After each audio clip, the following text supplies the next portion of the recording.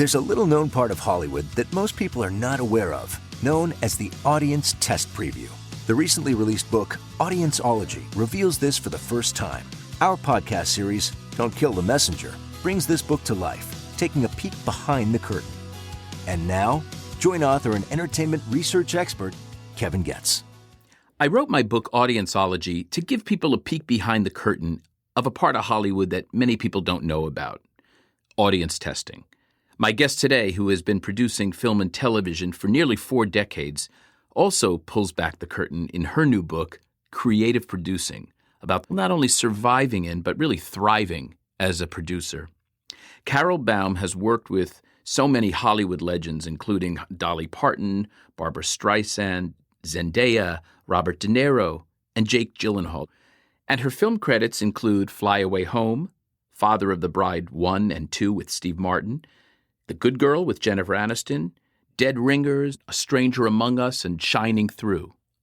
Carol, welcome. It's so nice to be with you. It's so nice to be with you. We've spent many a break fast together at our dear friend Paula Silver's house for so many years. Well, I missed it this year, and I hope we'll do it someplace. I think we're going to do it someplace next year. Good. But, you and I go back many years. Probably most of your movies I had something to do with in the testing of them. Well, what I remember about you, Kevin, is that it was my first experience where somebody came and did the focus group thing. And you did it so brilliantly, and you got people to talk and be honest, but not be savage. And you knew to pull away from them if a trend was going to start where they were going to be too negative. I learned tons from that evening. And I thought, who is this guy who does this? This is brilliant. And then what I realized is nobody else did it like you did it. Well, that's so kind of you to say. I, too, I guess it's the Mutual Admiration Society, because one particular movie that you did, I remember The Father of the Brides really clearly. That was Nancy Meyers and Charles Shire. But the movie that I was blown away by really was Flyaway Home, that Carol Ballard directed. And you probably willed that movie to happen. Well, that one was easy. As movies go, all of my movies have taken from 6 to 10 years. I hate to say it to those junior producers who think they can make it happen quickly. It doesn't happen quickly. However, Flyaway Home did happen quickly for the following reason. The geese are hatched in April, and the movie had to be timed with the hatching of the geese. The truth of the matter is, today at least, not many people would give a damn that you have geese that have to be born at a certain time. They'd say, well, the finances don't make sense. But you obviously had such a passion and an advocacy for this movie that I so admired it. I was really in there with you. Well, thank you. But I had a partner in this one. I had a partner in everything, and I believe in partners whenever you can find them. My partner in Flyaway Home was the head of Columbia Pictures, Gareth Wiggin. He wasn't the head. He shared the head with Lisa Henson. Do they not make them like that anymore? Oh, they certainly don't. But Gareth I didn't know this about him because he was so English and so proper. He grew up on a farm, and he knew about geese, and he knew about this lifestyle, and he was partial to this project. This does not happen anymore, where you find an executive who is as excited as you are and wants to make it happen. And it was Gareth who said, we're doing this, and we're doing it in April because of the hatching, because it's got to be real. Oh, I had dinner with friends of mine last night, and Gareth's name came up, and we were reminiscing about what a gentleman he was. I don't know. He was of a certain ilk of gentleman, as you said, that I miss very much. Well, they call it old school, and I'm called old school, and I don't know whether to be flattered or insulted. But I think what that means is we who grew up a certain way, we rolled up our sleeves, we worked with the writer until we got it right, and we returned every phone call. And it was really the Katzenberg way. Those methods of behaving seem to be lost. I absolutely will disabuse anyone listening that is old school. To me, that is right school, and the way that I hope we get back. I'm lamenting the fact that we don't have civics classes in schools anymore, where you simply learn about our legacy as Americans, and also what that means is a certain etiquette and decency and civic discourse and good debate. And you come from a literary background, don't you? I don't think of myself as a literary person. However, I started my career in publishing and I learned how to read there. I always knew how to read, but when you work for a publisher, you're reading those manuscripts. This is pre-digital. So you would take home these boxes, like Streisand's thing, which is 900 pages. You would take home these boxes of manuscripts, paper, and that's what you read on the weekend. I remember it like it was yesterday. It was that important to me and starting me on the road to reading material and evaluating it and liking it. But I just wanted to say one thing about what you just said, because it's what I teach my class. I teach them, you call it civics, I call it manners. Have the good manners to, what agents say increasingly is, well, I sent it, but it went into a black hole. How many times do you hear that remark? So I say to my kids, because they're all going to have those jobs. When they graduate from USC, they will have assistant jobs. Some of them, not everybody. Where do you teach? At the Stark program? I teach at regular USC undergrads, though I did teach at the Stark program too. I think I did your class once. I think I was a guest. Ages ago, may have been at the Stark program. But yeah, I've been doing USC undergrads for a while now. And so I tell them how important this is and how they are going to shine if they do this, if they go on a Monday, and for the Monday we can read, what did you read and what did you think? And let's get back to the person who submitted it. All the things that are, second nature to you and me, but they're not to these kids. And so they do have to be told, they have to be schooled. Absolutely. I would be so fired as a weekend reader if I had to read the Streisand book, because I'm the slowest reader on the planet. My son is giving it to me, the Audible version.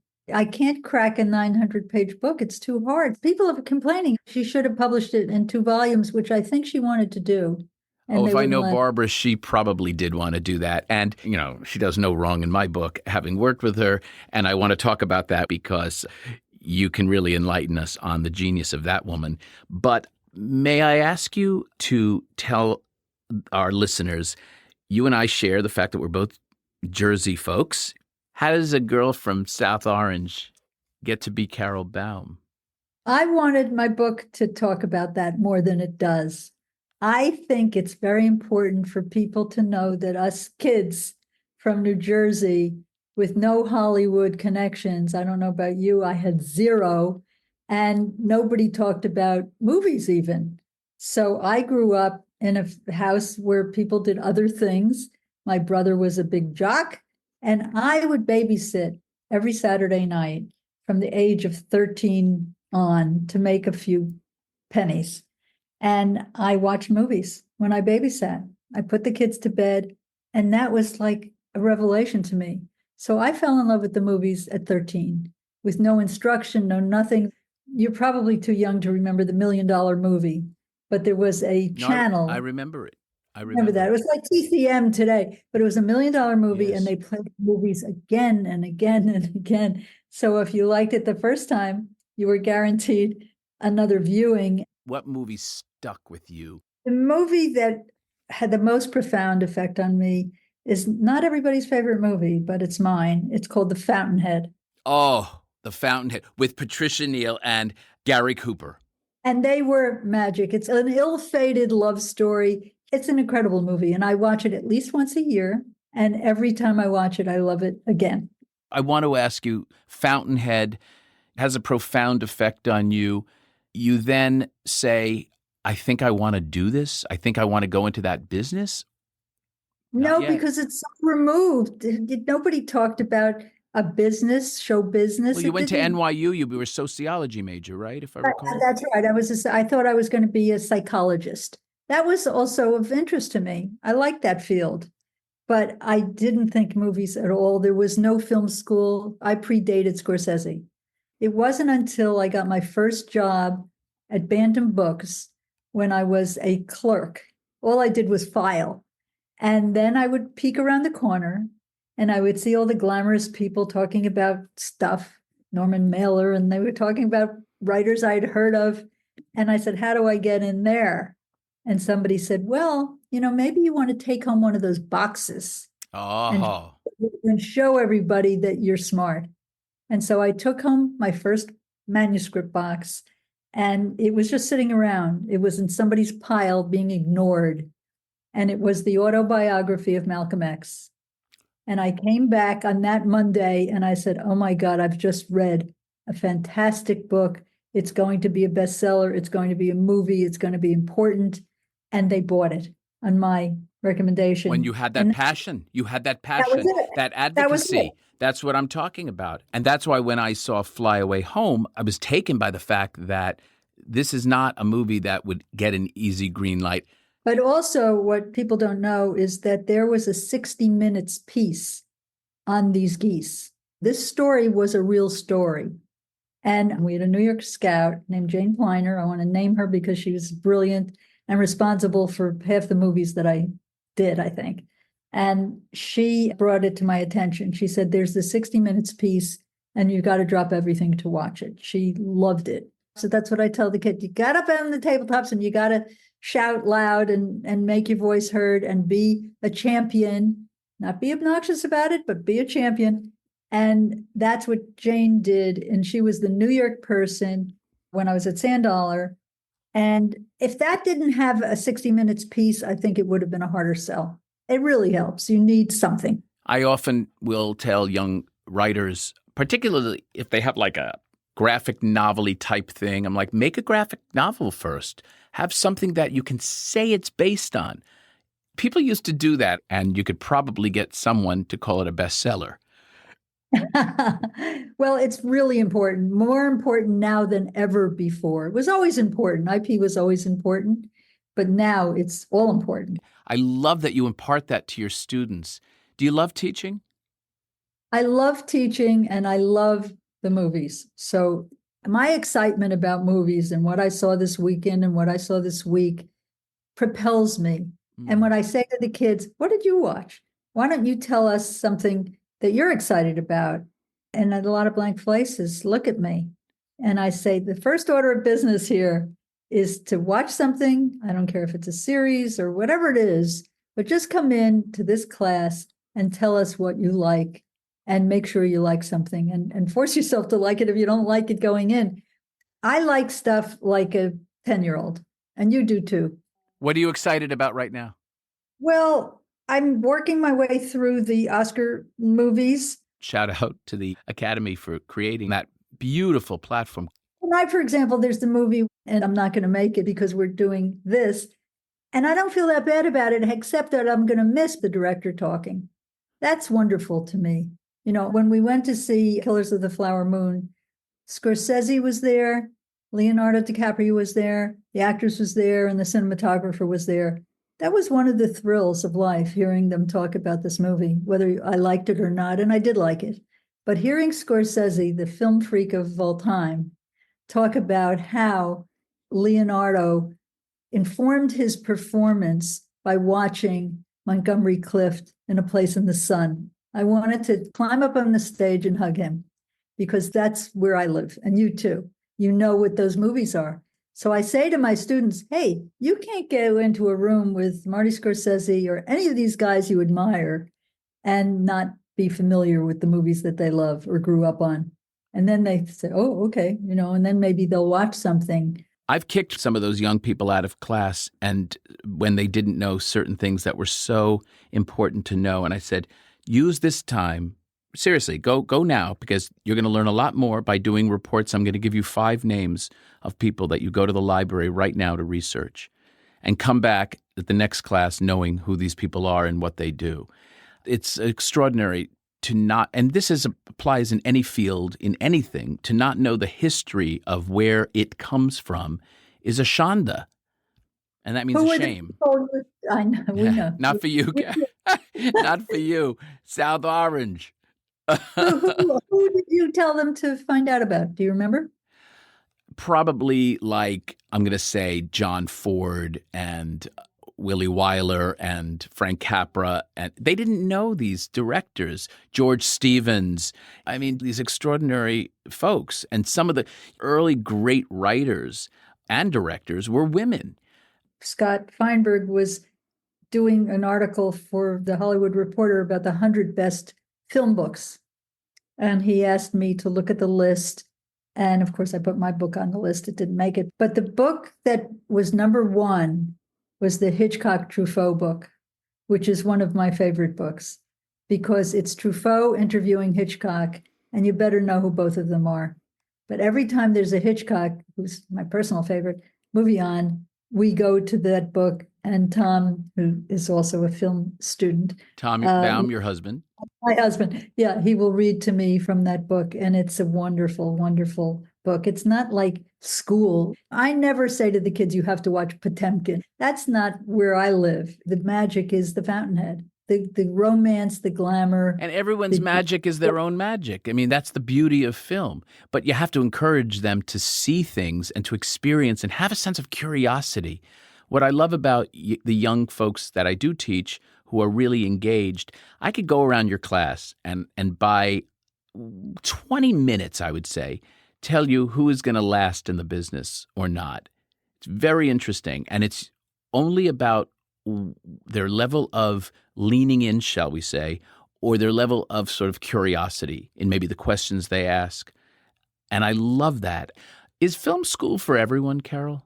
Everyone that wants to go into movies. Is it a prerequisite these days? It's a good question. I didn't go to film school. I think it's useful for many reasons, but the main reason is the networking reason, because they will make friends with each other. And I had a director come into my class. I have directors and writers come in all the time. It was Randall Kleiser. And he said that he went to USC, and he went the same year as George Lucas. And they became known as the USC Mafia. And there were like 5 of them, and they stuck together their whole life. Well, that's what you get in film school. I don't know that you get it anywhere else, but you get it in school. I don't have that kind of camaraderie with anybody I grew up with, because in South Orange, we didn't have that. And at Bantam Books, we didn't have that. But those film school people, they seem to have that. So that's pretty good. So a well-educated student who graduates from a class or 2 they've taken from you leaves with what? Well, I think they've got the pedigree, and they can go to CAA and say, I want to be in the mailroom, and that person will probably get the job before somebody from the street will get it. Because of the USC, or is it because of simply going to film school? That's a good question. I think USC is at the top, but maybe any film school is going to impress somebody. Why should somebody take a chance on somebody who's never been to a school where they're trained to make a movie, to understand movies, to love the whole process? I think that's who you want to hire. But I don't know. I'm not hiring right now. I'm not sure that would be my standard, but it is an interesting question. What do you think the answer is? I think that SC is a credit card school. And what I mean by that is there's added benefits from going to certain schools in the country that, like going to the Ivies, like Harvard, Yale, Stanford, Princeton, those kinds of schools get you top of the list in big jobs. Sadly, maybe you're missing out on a bunch of people, but I often tell people who apply at Screen Engine ASI, we have a blind screening process to promote diversity. That's blinding names, but we don't blind schools. Schools are important. I always figure that if someone got into this school, for example, graduated from Princeton, there's got to be something special about them. And it's not always academic. I don't really care that much about the academics. I care about what makes that person interesting. A lot of schools now talk about diversity, and diversity to me comes in a lot of forms and fashions. Sure, it comes in ethnicity and race and genders naturally, but it also comes in, like, I owned a business when I was 17 years old. I want to know that somebody had that drive, that chutzpah. That to me is a talent. I want to know they have musical or artistic ability. To me, that's a great talent. It doesn't have to be the pedigree, if you will, of this past relative that went there or anything. That's uninteresting to me completely. But the variety, the diversity of the person interests me a great deal. And I think SC vets people really well and delivers a great education. And so does UCLA, and I think so does NYU and AFI and Chapman and North Carolina School of the Arts Film School. And there's several others around the country that I'm really taken with, that I'm very impressed with and by. How about you? But what it says to me when I hear that somebody went to a great school, an Ivy League school, it means they had to be a hard worker, because I don't think you can skate through. Maybe you can. I don't know. I don't think so. I think you have to apply yourself. And I'm from the work ethic school. And if you don't work hard, I don't want to know about you. So I think, and maybe it's misguided sometimes, is because you can go to Harvard, I guess, and just be a smart person from a fancy family, I suppose, and get the gentleman's C+. There are a lot of things that are going on that I'm learning about, because grades are important and yet they're not important, but the kids insist on getting them. And if they don't get what they want, you'll hear complaints. And same with SAT scores. Yeah. So the gentleman's C at Harvard is the gentleman's C. Nobody flunks out unless you're caught plagiarizing. But so I don't know. All I know is that when I interview assistants over the years, if somebody came to me from Harvard or Princeton or Yale or one of those schools, I perk up a little bit, I have to say. That's what I'm saying. I agree. Yeah, maybe it's the New Jersey snob thing. And I wasn't an Ivy League person, but I married an Ivy League person. Where did Tom go to school? He went to Harvard, but his attitude is to debunk all of it. Because he turned into a writer, and he did not get the benefits of Harvard because he was a math major when he should have been an English major. So he's got his own story. But his view, when the kids were all kind of being nervous about where they were going to apply, his attitude was, doesn't matter. You will get what you want if you apply yourself. You can go anywhere. And he would try to make everybody in the family feel better about that, because people get books are written about this. The people who lie to get their kids, on the Isn't that swimming awful? team. I know, it's so Oh awful. my God. I read that book. I couldn't believe it. I know. They're so desperate to get their kids in great schools, but look, you got to do it on your own. I always resented when friends of mine would inherit money from family, because I had to make it all on my own, and I'm really proud of that. Well, I guess I'm the same way, and I gravitate towards people who are underdogs, and all my movies are about underdogs. They really are. When we come back from break, I want to talk about those movies and more. We'll be back in a moment.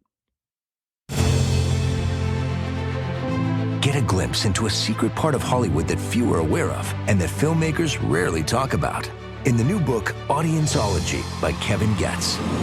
Each chapter is filled with never-before-revealed inside stories and interviews from famous studio chiefs, directors, producers, and movie stars, bringing the art and science of audienceology into focus. Audienceology, how moviegoers shape the films we love.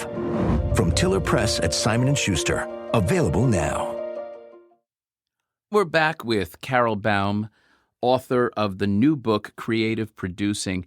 Carol, I would like to talk about your beginnings at Sanddollar and working with Sandy Gallen, and of course, by extension, Dolly Parton. Tell us about that time, that experience, and how did you get into that? I was a senior VP at John Peters. I was a studio executive at Fox. I was a studio executive at Lorimar. So by the time I came to Sanddollar, I was a very experienced person. Otherwise, I don't know that I could have soared at Sanddollar, because I knew all the stuff. I knew how to put a movie together.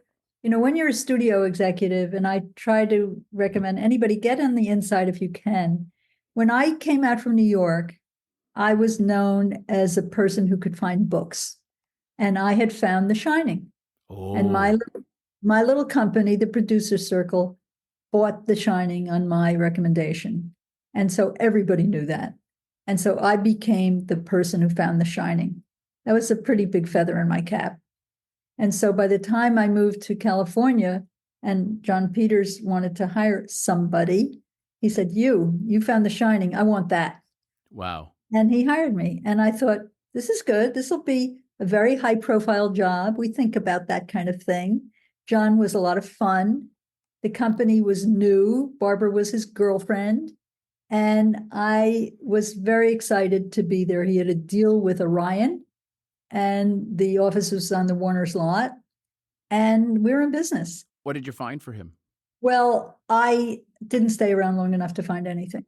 John made people cry. And you don't want to be in an office where morale is so low that people come to you, the head person, and cry.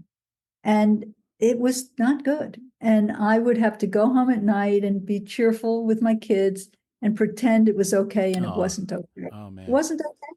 So I thought, and these are very big decisions, because you're working for a company like that and everybody knows what you're doing. And everybody said, you can't quit that job. Don't do that. That's stupid. And don't quit before you have another job. And I said, I have to. I have to leave for my sanity. It was killing my soul. It was my sanity. And Barbara was lovely to me. I had a great time with Barbara, but she wasn't running the company. He was. And it was during the time when The Main Event was in production. It was Barbara and Ryan O'Neal and Howard Zieff, and whatever the movie is, that was the movie that was happening. And the next movie was going to be Caddyshack. All good, very commercial. John had really good instincts, but nobody should be made to cry. Not good. Yeah. So I left. And from there you went to Fox. My experience at Fox working for Joe Wazan was invaluable. And it didn't last very long because he got fired. And wasn't Todd Black there too at that time? I brought Todd Black in to work with Joe afterwards. Joe was fired because he's a really nice guy and he didn't fit into the mold of the time, which was Larry Gordon. Larry Gordon came in with Scott Rudin, and there was a ruthlessness about them. And Joe was a gentleman and a really good guy. And how did you get along with Rudin? Well, they fired me, so not so well. It's in the book. So Larry Gordon will pick up the phone and yell at me one day. This is what I wrote in the book, and I don't mind saying it. He called me in one day and he said, "You're very good at your job, but I don't see you at the restaurants at night, at La Dome," and he named all of them, whatever the restaurants were at that time where everybody was going. L'Orangerie. I see Dawn Steele there, and Dawn was the most successful woman in Hollywood at the time. I see Dawn there. I don't see you. And this is what I want you to do. 4 nights a week, I want you at one of those restaurants, on me, on Fox, and I want you to cultivate Madonna. They were eager to get in business with Madonna. Those were my marching orders. So this is what I said. I said, well, Larry, my writers don't want to leave the house, let alone put on a jacket and go to a fancy restaurant. And his answer was, so find new writers. Wow. And I knew that my future was limited there. And he fired me. And he was right to fire me because I wasn't going to do that. I had kids, I had a husband, I went home at night, and I didn't want to do that. There were other ways to network, and I found them, God knows, did it my way. And going to those restaurants is perfectly fine. You can go at lunch. You don't need to go at dinner. Anyway, that's my story about Fox. Where'd you go after Fox when you got fired from Fox? I think I went to Lorimar after Fox. David Picker was running. Oh, now he was one good guy, huh? And David was a great guy. And there I developed Officer and a Gentleman and The Dead Zone. And that company had great plans to become the United Artists of that day, and it didn't happen. There was too much internal feuding, and so it lasted a couple of years, unfortunately, because that was a great job. And then was Lee Rich there then? It was Lee Rich was doing books and television movies, and Picker was brought in to do the films. Movies, and they didn't speak the same language. There really was a different language, because in those days, Lee was the king of the movies of the week. He did it brilliantly, one success after another. And movies are different and slower. And they made a deal with Hal Ashby. I don't want to get sidetracked on that. But because Hal Ashby was, after being there, a very esteemed director, good, make a deal with him, but read the scripts that he wants to do. The movies that happen after being there were one flop after another because nobody read the scripts. So that's not the way to run a company. You Right. can't do that. And I remember reading, and I think I was not popular that week with Merv Adelson, who ran the company. He asked me to read one of the latest Hal Ashby movies. And I said, we can't make this. This is not worthy. And he didn't want to hear that. Oh, no. They don't want to hear that from their senior executive who maybe knows something. No. And then people said to me, this guy, Sandy Gallen, who I didn't know, and Dolly Parton are starting up a company and they're looking for you. And I said, what does that mean? I said, what does a nice Jewish girl from New Jersey have to do with Dolly Parton? And they said, well, don't worry. If Sandy Gallen wants to be successful, he will be. And CAA is behind it. And Dolly's fabulous and all blah, blah, blah, blah, blah. So I sat down with Sandy, and it was clear that Sandy was not a movie guy. He didn't ask any of the questions, this is all in the book, that people usually ask. What's your favorite movie? What's your favorite writer? He just said, what stars do you know? That's where he lived. That was his world. That was his universe. And then I met Dolly, who is the greatest person on the planet. There's nobody like Dolly. I have never in 35, 6 years, whatever it's been that I've been doing this, heard a negative thing about Dolly Parton. And you won't, because Dolly is unique. I can't say enough good things about her. She's a queen. She is so sensitive and funny, and she's Dolly. Our friend Bobby Joy was her makeup artist for years and raves about her. And makeup artists and actors have a certain kind of thing. It's like your hair stylist, your hairdresser, cutter, whatever, right? You spill your guts out, and spoke just beautifully about her. Well, Dolly would come into the office, and this was, you have to understand, a new enterprise for her. She wanted to be a movie producer. She wanted a company. She didn't want to roll up her sleeve and produce movies, but she was an entrepreneur. And she would come into the company one day to see what we were all doing, and everybody would just smile. She just walked in and her magic would just infect everybody. And she always was kind. She was always adorable. She always looked fantastic. I never could understand how she could even walk, but still with the heels. I don't think she ever left the house without full regalia. I don't think so. It's part of her whole persona, her makeup, her costume, if you will. How was Sandy to work with? Well, Sandy is a mixed bag. Sandy is a very charismatic guy. He's brilliant at what he does. But if you work for him, how shall I say this? Because I want to be kind, because that was the greatest job I ever had. Sometimes things weren't enough for him. He wanted everything to be a home run. And in movies, that can't be. It doesn't happen that way. So if that's the demand made on you, well, is it a home run? He would ask. And I'd say, Sandy, I don't know. He wouldn't. I'm not being facetious when I ask this. He wouldn't go for a triple or a solid double. That was Jeffrey's language. Jeffrey Katzenberg would make singles and doubles because they cost less. But singles, the studios shouldn't make. They're not profitable enough. But doubles and triples are quite good and can keep you going. Father of the Bride was in the double category. All the movies that we made for Jeffrey, and there were 5 in 1 year, which is staggering, they were under that $20 million range.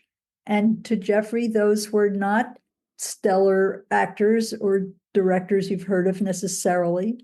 He made them because he believed that they could turn a profit. And sometimes we hired people I wasn't so crazy about.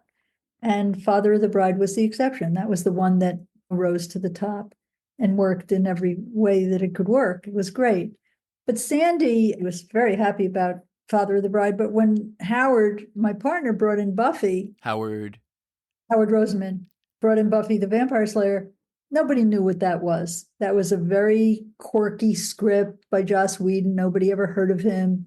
And Howard was mad for it. He just loved saying Buffy the Vampire Slayer. He just loved the concept. And Sandy didn't understand that. Where he lived, that concept didn't How did appeal. Howard convince him to do it?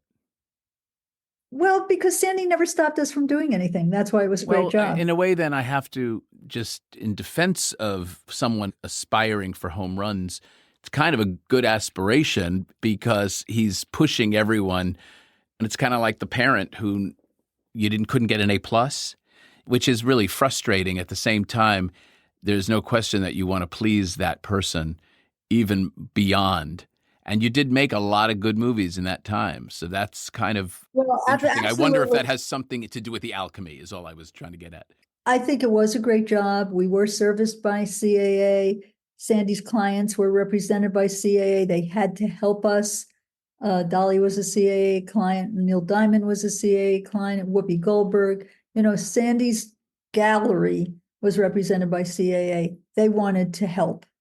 And let me tell you, that's wonderful when that happens. So all of that worked, and we got a lot of movies made. And yes, Sandy allowed that to happen, and he never stopped us from doing anything. What about you and Howard? You still speak? Well, Howard just read me. Gotta love him. Howard's writing a book too. And he read my book of Natch. And he's written a book, a whole different kind of book. His is more of a gossipy book. And I read it and I said, Howard, where am I? Because we were partners at Sandollar for 10 years and we're still partners. And he said, okay, I'm going to write about you now. And he just today read me the chapter that he wrote about me and him. And it made me cry. What he says is, I guess you have to read it, but just our energy together, our Jewish guys from New York thing, our lifestyle is so different. Howard is gay and flamboyant and likes big concepts, and I like character pieces.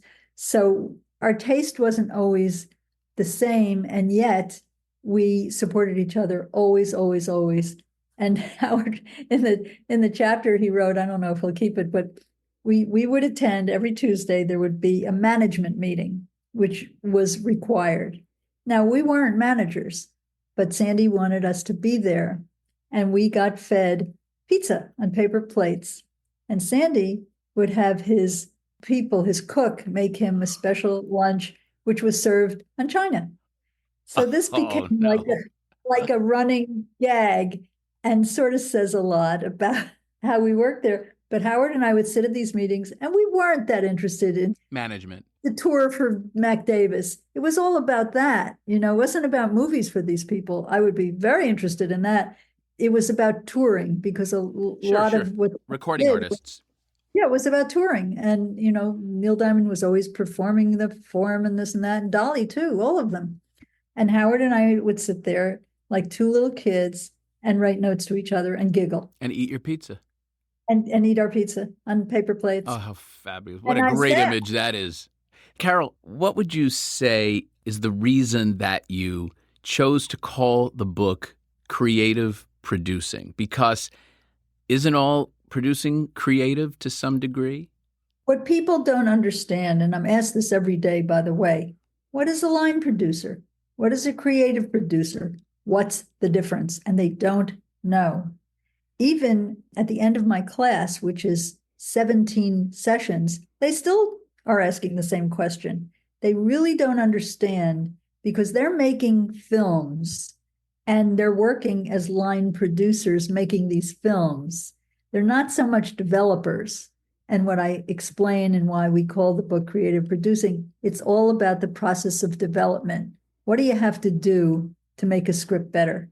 And every chapter talks about that and how to work with a writer. And the first title was going to be Love the Writer, because my orientation is completely writer oriented. And the publisher didn't like that title. It felt too specific. But that was the MO of the book. So that's what development is. That's what creative producing is. And people don't understand that. They think just things appear and then they get made. I would go a little further than that, having produced 12 movies myself, television movies, that being on the set is also a part of that, because it doesn't end with the script. That's the pre-production part of the process, then the production part. And then I think the great producers that I work with and have worked with over the years and have been fortunate enough to work with understand that and are very involved in also the post of the movie and the editing process for everything. Well, it's all creative. Do you specifically focus on the the beginning process with the writer, or do you believe, because I know you're a woman who did go on set and does go on set and is very involved in the post-production process. We started this conversation talking about the research screenings. Clearly, they take place in the post-process. To what extent do you acknowledge that a creative producer should be involved in those other aspects to get that moniker? If the director is your pal and includes you, I love the editing process, because to me, the editing process is the same as the writing process. You're refining the movie and making it tighter and better. And that's what editing is, and all the other things that go with it. But if the director doesn't invite you into the editing room, and I'm not always invited, then you can't be that helpful. So the part where nobody can exclude you is the beginning part, where you're developing the script, because it's just you and the writer making it better. And you haven't hired a director yet, and you haven't hired a cast yet. It's just you trying to make the script as good as it can be in order to get the package. So it's a, many faceted thing. I don't love being on set. I do go on set. And again, it depends on who the director is. I did a picture with John Dahl, who directed this movie with Ben Kingsley and Taya Leone and Luke Wilson, called You Kill Me. He treated me like his partner. I was there every second. I was in the editing room every second. I really counted. And that felt unusual to me. It doesn't always happen. Who in the directing world would you say you admire the most of all the directors you've worked with? David Cronenberg. Wow. Now, David Cronenberg directed Dead Ringers, and David Cronenberg is a unique talent. There's nobody like him. And I'm old school, like there was Truffaut and Godard and Chabrol and those guys, and they were voices. And I think that Cronenberg fits into that category. He's sui generis. He makes a Cronenberg movie. There's no mistaking it. I don't like everything that he does, but what he does is what he does. And the reason he never really moved to Los Angeles is he wanted to hang out in Toronto, where he lives, where nobody was going to bother him and give him bad notes. Wow. He didn't have to get those notes. Those notes can be a trial. Especially if people really don't know script, and character. The actors, which particular actor really blew you away? You've worked with like everybody. I have to say, I worship actors. I really do. I'm in love with them. I get it. I remember meeting John Garfield's son at a friend's house. I thought, oh my God, he's John Garfield's son. John Garfield was a heartthrob for me growing up. His movies are unique. I don't know if the kids know who he is. They probably don't, but he's the king to me. I love John Garfield. But anyway, that level of stardom, to me, what I grew up on, continues. I think the actors are the reason a movie gets made. The actors are the ones that get behind a project and get the green light. Who's the greatest living actor right now? Well, that's a tough one. Anthony Hopkins. Not a bad selection. Though I didn't like Freud's Last Session, I'm sorry to say, but I think I love him. I have a few speed round names to throw out. Just give me first impressions. First impressions. Okay? I said I'd come back to her before. Barbara Streisand. Well, I love Barbara. Barbara's a trip. I can't wait to read the book. I feel, Barbara was fun for many different reasons. Jewish girl from Brooklyn, one of us, right? Barbara was Hamish. She was easy to talk to. You could relate to her like she was a real person, but she was Barbara. And you could never forget that, because she's Funny Girl. And it's one of my favorite movies of all time. Funny Girl and The Way We Were are two of my all-time favorite Barbara movies. Did you read the article of what she's doing now? She's restoring, I think, I want to say 4 minutes from the original cut, scenes that were her scenes that were removed that really helped with the character arc. I cannot wait to see them. And I'm sure you're interested. I'm very interested, but I think the movie's perfect now. All right, let me give you another name. Steve Martin. Well, I never really hung out with Steve. Steve did Father of the Bride. and he kept to himself. Marty Short was the jolly one. Marty Short, we'd come to set and he would regale us with his brilliance. So funny, every manic funny, And Steve had other things to do. So we weren't really, I can't say he was my friend. Do I love him? I think he's a genius. I think everything he does, from the banjo to the plays to, It's unbelievable, isn't it? Incredible. Nothing he can't do artistically. And his performance in Father of the Bride is perfect. How about Zendaya? Zendaya was 13. Yeah, that's why I'm asking. What was the project? It's a Disney movie. She was one of the Disney girls. Did you see anything special then? Absolutely. She could dance. She was gorgeous, but she was hiding behind a kind of solemn face. She did not want to interact with anybody. She was not a friendly girl. But when she danced and when she moved and she acted, you took your breath away. Did I know she was going to be Zendaya? I don't know that I did. I knew she was special because we would talk to each other, say, did you see that dance sequence? Wow.